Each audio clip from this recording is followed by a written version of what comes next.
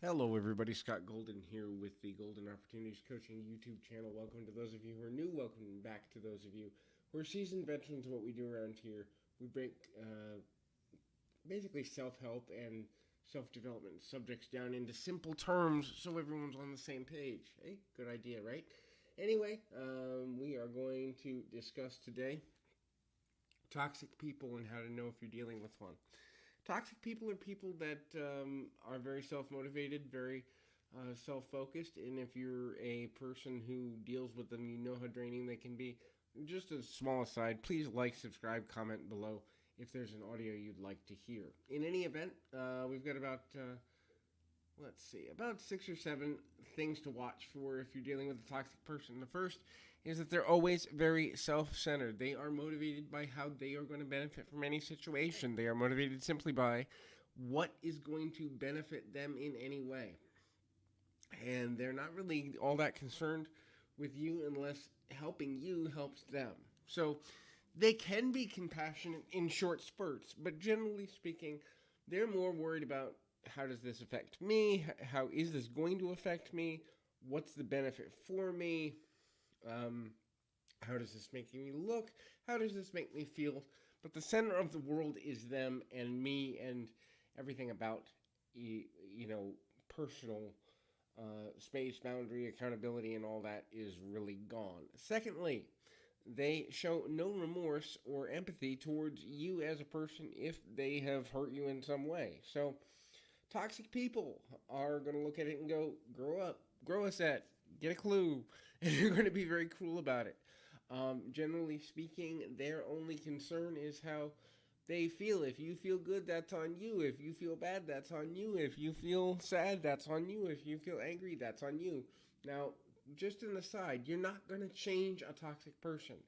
That has to come from within them. So if you're seeing these signs, please don't try and waste your time trying to change them into being a better person.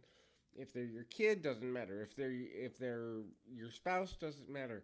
Understand that this is who they are, and until they see a problem with their behavior, they're not going to change because, leading into thing number 3, they don't respect you or themselves. Now, what I mean by that is, respect is one of those things where we're kind of taught in society a misnomer that it's automatically given. And in reality, respect is earned, not given. So we're taught as children that you just respect a person just because. And most adults, especially in this generation and the generation right before it, it's the last 2 generations at least, respect is earned based on how you behave. But for a narcissistic person or a person who has severe toxicity issues, they only respect what benefits them, and they only generally respect someone that can get them ahead, right? So their respect is based on the benefit they get from the relationship. If you are somehow below them, if you are somehow lesser than them, or they see you as that, there is no respect for you other than maybe they might once every week or once every month or once every few months be charitable towards you to make themselves feel good. But even that isn't from a respect thing. That's from a leverage of looking a certain way sort of mentality.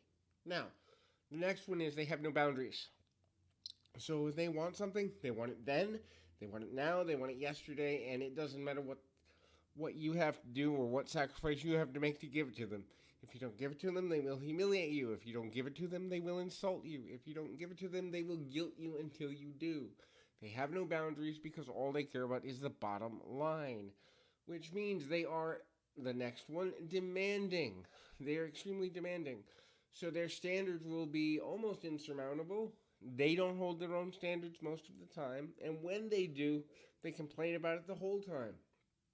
Meanwhile, they expect you to hold superhuman standards as if you're like, you know, you have nothing else to do but to please them, and they will ultimately be very frustrated if you're not perfectly executing this process. And that will lead you to number 6. They are looking to insult you in every way. They figure if they're harsh to you, if they're cold to you, or if they make you feel bad about yourself, you will question them less in the future. That's why toxic people insult you, because If they figure if you believe their insult or if you're affected by their insult, you're easier to control, which is the other part of this.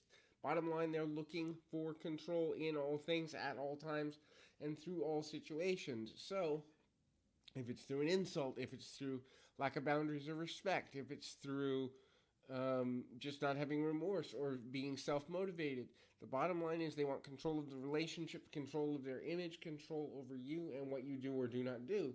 And so toxic people do not, and please hear me, do not change until they have a personal epiphany that has to come from within them. Now, sometimes that can happen through counseling, sometimes that can happen through coaching, sometimes that can happen through a religious experience, sometimes that can happen through a near death experience or something very tragic.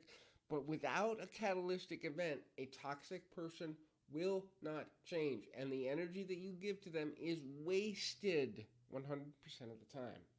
In any event, Scott Golden, Golden Opportunities Coaching. If you are dealing with family toxicity or romantic relationship toxicity or even toxic children, those happen too, feel free to reach out. We do have a reconnection special running till the president reopens the U.S., and that is $50 per session.